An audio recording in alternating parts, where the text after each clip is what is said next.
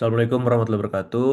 Eh, Kami dari kelompok tugas akhir dengan judul Analisis Sentimen Ulasan Online sebagai dasar perbandingan kinerja hotel menggunakan metode Big Data Analysis. Dengan saya, Mauludi Rahman. Saya Raga Fatsal Putra Direja. Dan saya Muhammad Zikri Ramadhani. Di sini kita mulai dari tahapan awal yaitu dataset. Di datasetnya sendiri kami menggunakan Excel dengan format eh, kolom, nama hotel, platform, reviewer, rating, lalu ada review text, lalu ada tanggal, dan terakhir yang sentimen label.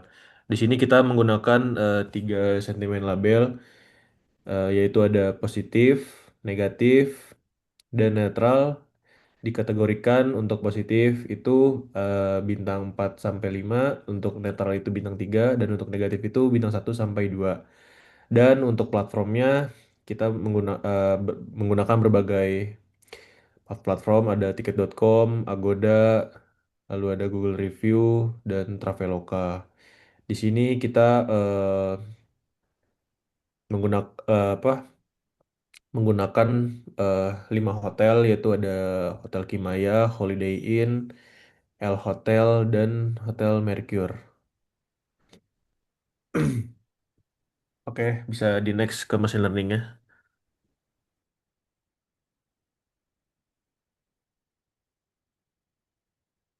Baik, untuk selanjutnya kita ke bagian mesin learning-nya, yaitu kita eh, mulai dari processing data yaitu NLP.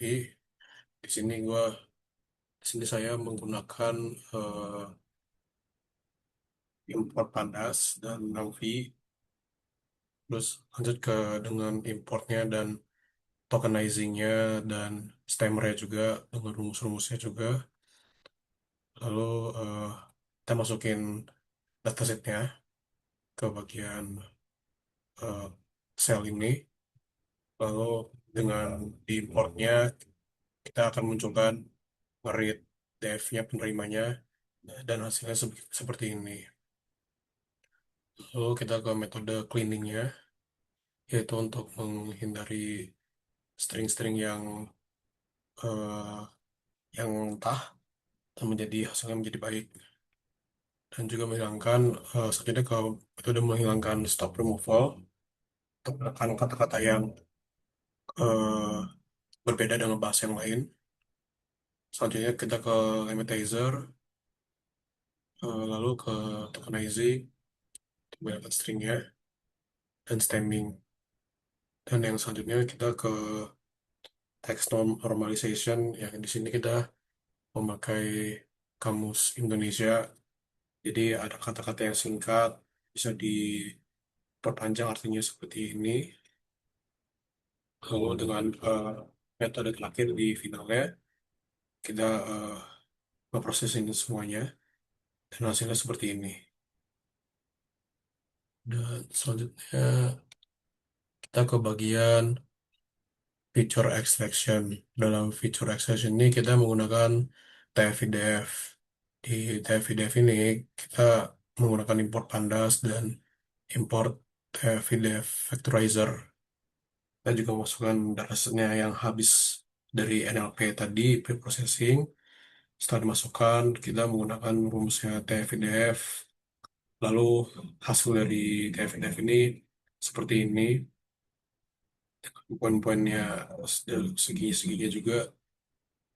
Lalu ditransform. Habis itu hasilnya akan kita download untuk selanjutnya.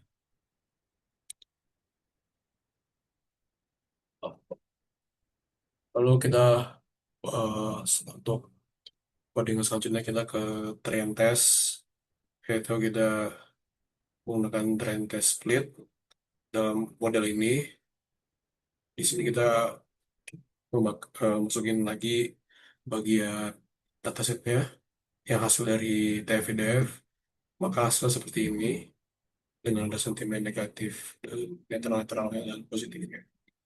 Lalu kita memasukkan sentimen labelingnya di sini karena kita mengincar sentimen labelnya. Lalu dalam dihitungnya hasil dari sentimen labelnya ada sebaik ini. Pada bagian positifnya 136, negatif 59, dan netral 45. Lalu kita lanjut ke bagian eh, negatifnya untuk mengcopy pada sentimen label ini.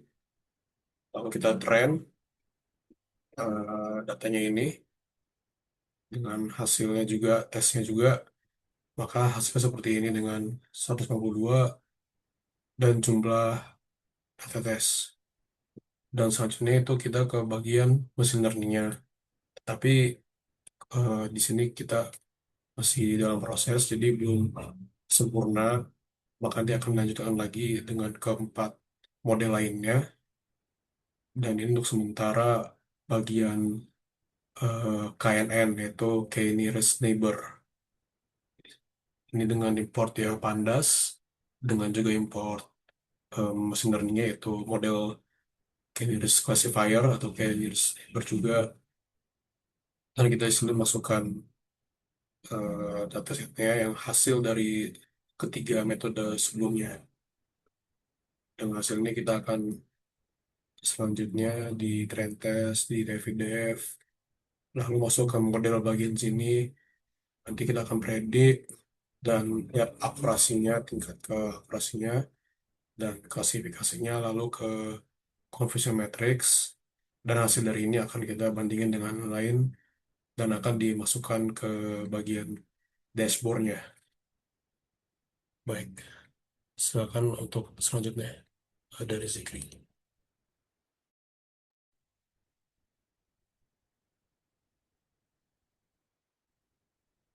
Baik, selanjutnya pada tahap dashboard. Dashboard, kelompok kita masih dalam on progress atau masih dalam tahap mengerjain dashboardnya. Ini kurang lebih seperti gambaran kasarnya ntar setelah dashboardnya kira-kira jadi akan seperti ini. Yang pertama di klasifikasi dashboard machine learning itu ada beberapa fitur dashboard, data, processing, model, evaluasi, perbandingan, prediksi, laporan, dan pengaturannya. Untuk lampiran halaman utama dashboard itu nanti mengeluarkan akurasi tertinggi, parameter akurasi tertinggi.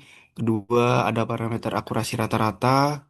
Terus ada parameter model mesin learning yang terbaik. Terus ada jumlah total mesin learning yang dipakai itu berapa.